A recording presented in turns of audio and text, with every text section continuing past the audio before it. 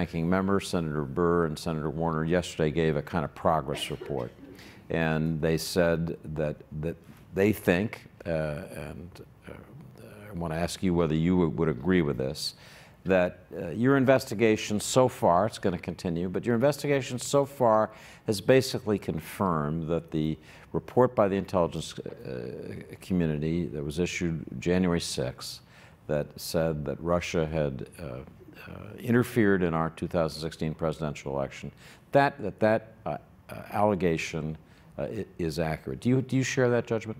Yes, I have no reason to doubt the conclusions of the intelligence community assessment. I might have one question that I haven't yet resolved about one small point on motivation behind Russian activities. And explain what you mean by that. Well, but let me finish that. In terms of Russia hacking into those emails and releasing them, I have no reason to doubt that. And now it would appear that Russian intelligence services also tried to use social media platforms like Facebook and Twitter and Google and so forth to influence public opinion as well. We're going to dig a little bit more into that. We have a public hearing coming up soon, as they mentioned yesterday. That's not a surprise. That's what Russia does. I mean, Russia was behind much of the nuclear freeze movement in 1983 because they were afraid of the deployment of intermediate range nuclear forces to Europe. So the question about motivation, I think if I recall, there were 4 main motivations behind Russia's activities. One was simply to sow chaos and discord in our democracy. I mean, again, that's just what Russia does, not just in the United States, but throughout Europe. A second was, if they could, to try to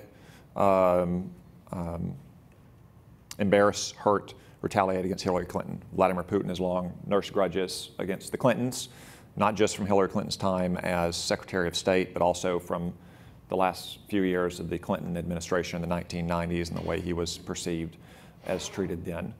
Final one. And I take it you'd see the evidence supporting that. Second. Yeah. Oh, yeah. I mean, it totally stands to reason. Again, Vladimir Putin, likes to retaliate against people that he views having slighted him.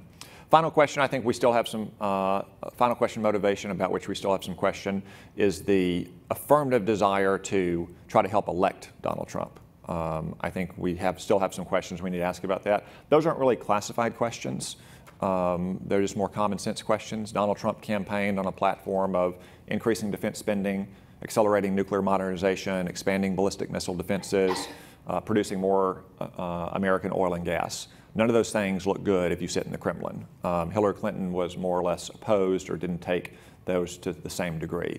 So I think it's important that we ask the questions why Vladimir Putin and Russian intelligence would have wanted someone who took those views in the White House when they could have had someone with more friendly policy views, someone who was more committed to carrying on the Obama foreign policy legacy, which helped enable Vladimir Putin's aggression, not just against the United States, but around the world. Remember, Barack Obama was the one that told Mitt Romney in a contemptuous manner that the 1980s wanted their foreign policy back when Mitt Romney said Russia was our #1 geopolitical threat.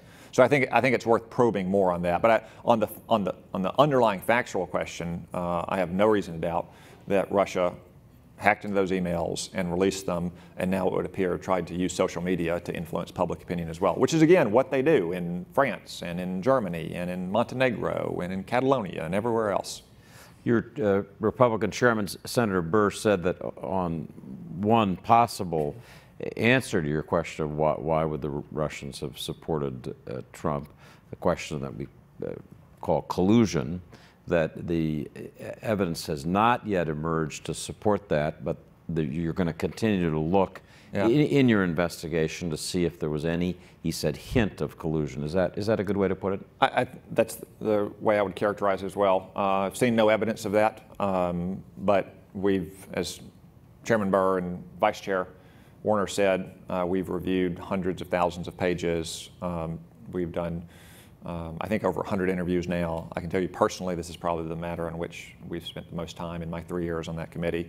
So we're going to follow the facts wherever they lead us, and we're not going to jump to any conclusions before we get all the facts. Hopefully we can do that sooner rather than later, and hopefully we can make as much of that public as possible.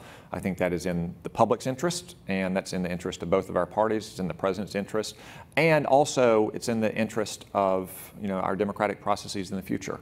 We're still having elections. Virginia and New Jersey are having election for their governor in just a few weeks.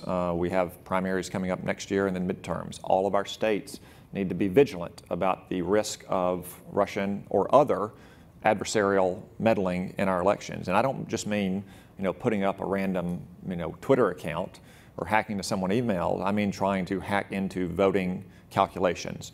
Zero evidence that that happened anywhere in the country last year.